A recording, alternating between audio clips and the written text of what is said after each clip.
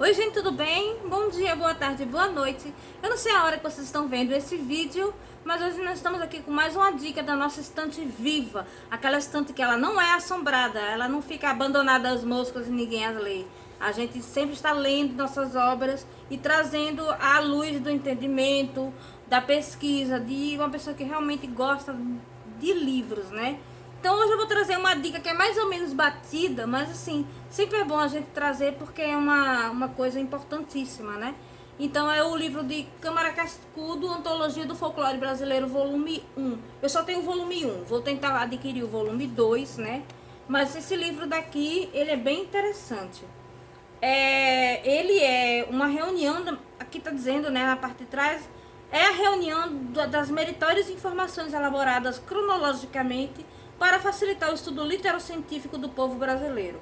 Luiz da Câmara Cascudo demonstra nessa obra conceitos e tendências ainda hoje presentes no cotidiano do brasileiro, como as apresentações de folia de reis, fungadas, bumba meu boi, festas religiosas populares e outras manifestações comemoradas por todos os recantos do país. Então é isso que esse livro é. Ele é uma antologia porque ele é um compilado de obras, né, que ele pegou, né, como eu posso dizer assim, ele pegou alguns cronistas, alguns relatores de histórias interessantes e pitorescas do Brasil, e ele pegou isso aí e ele fez um compilado de pequenos trechos dessas obras, né? Então ele começa séculos XV, XVII e 18, séculos XVI, XVII e XVIII, né? Gaspar de Carvajal, Hans Staden, inclusive estava aqui, né?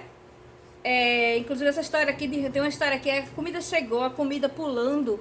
É engraçado, porque Hans Staden, ele estava aqui no século XVI. E aí, quando ele desembarcou, claro que ele encontrou com índios canibais, né? Haviam tribos de canibais. E aqui tá falando sobre a comida pulando, a comida chegou pulando, a comida viva. Era assim que eles eram vistos, né? Os primeiros pessoas a virem para aqui para o Brasil, eles eram vistos simplesmente como uma comida, né? O padre Nóbrega Anchieta TV. Isso são vários compiladores de histórias típicas, né? Jean de Lery, Gabriel Soares de Souza, Fernão Cardan, Jorge Marcgrave, que inclusive ele veio com a comitiva de Maurício Nassau, Barléu, e Barléu principalmente ele fez várias compilações de textos sobre Pernambuco, é muito interessante, né? Antonil, aí vai para o século XIX e século XX, né? Henry Coster, então ele vai falando sobre várias coisas dos indígenas, né? Os calundus baianos, o demônio cantando modinha. Então esse livro é para quem quer conhecer um pouco de cada folclore de cada região do Brasil, como foi retratado por vários escritores diferentes, né?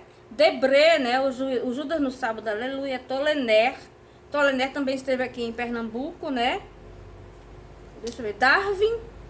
E, assim, Darwin esteve aqui em Pernambuco. Tem uma história de Darwin bem interessante, que ele esteve em Recife e ele ficou encantado com a formação de corais do arrecife do Recife. Recife recebe esse nome por conta dos arrecifes dos navios, que é uma formação de coral e que é única em todo o mundo. E nessa época, quando Darwin veio para cá, ele veio para poder conhecer essa formação, né, de arrecifes.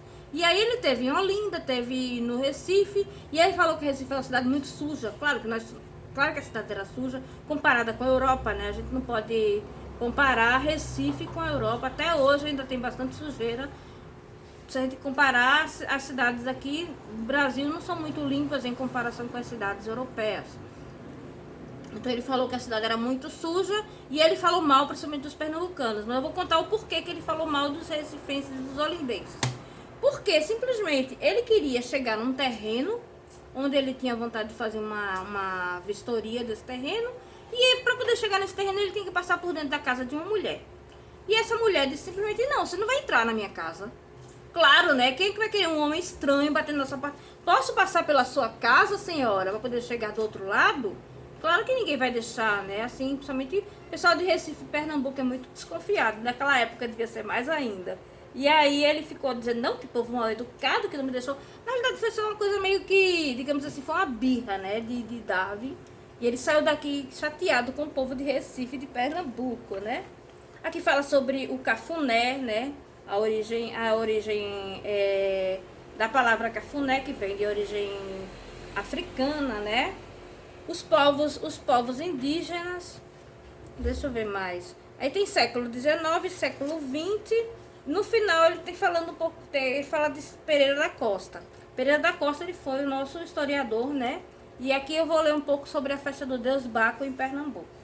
Depois da festividade de Nossa Senhora dos Prazeres, celebrada na Dominga da Pascuela, na sua linda igreja dos Montes Guararapes, erguida em memória dos dois grandes feitos de armas ali feridos em 1648 e 1649 contra o Batavo invasor, ou seja, está falando aqui da Batalha dos Guararapes, né, gente, contra os holandeses. Seguia-se uma série de festas até o domingo imediato, no qual tinha lugar a festa do Deus Baco.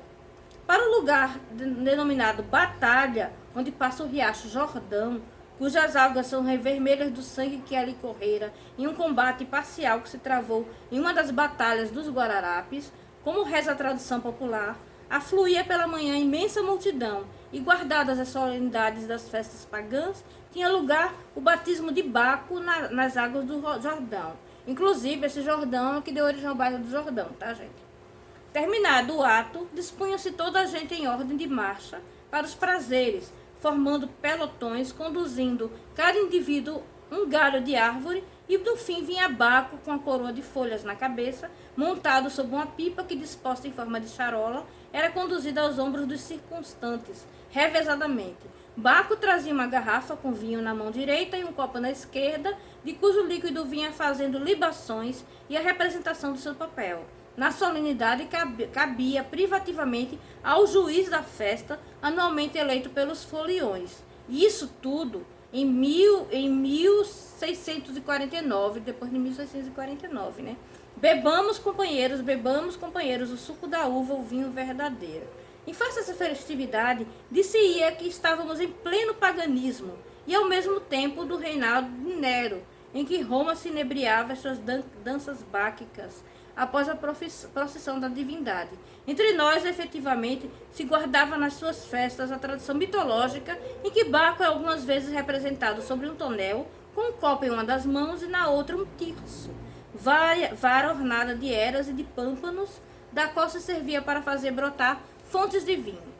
Nas proximidades da igreja de Jaboatão dos Guararapes, ao fundo se nota a eminência por onde se descia a procissão, e a sua passagem por ali observada distintamente era de um aspecto belíssimo e imponente, porquanto em movimento o numeroso cortejo, conduzindo cada circunstante um galho de árvore cortado na ocasião da sua organização, dir-se-ia um enorme e compacto arvoredo a descer pela colina, cuja verdura resplendia como esmeralda aos raios solares.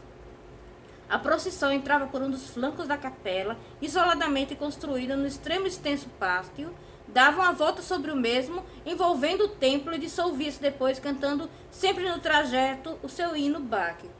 Essa usança, que vinha aliás de longínquas eras, não podia continuar a ser tolerada em país católico, e compenetrada de seus deveres, por fim as autoridades eclesiásticas, a igreja, reclamaram dos poderes públicos a sua interferência no intuito de obstar a continuação de semelhante prática. Houve tentativas pacíficas, mas infrutíferas, até que em 1869 expeliu o governo uma numerosa força de infantaria e cavalaria que obstou a execução da tradicional festividade, e desde então nunca mais se tentou a sua celebração. Ou seja, já tinha mais de 200 anos que essa celebração acontecia e a igreja ia contra ela, né?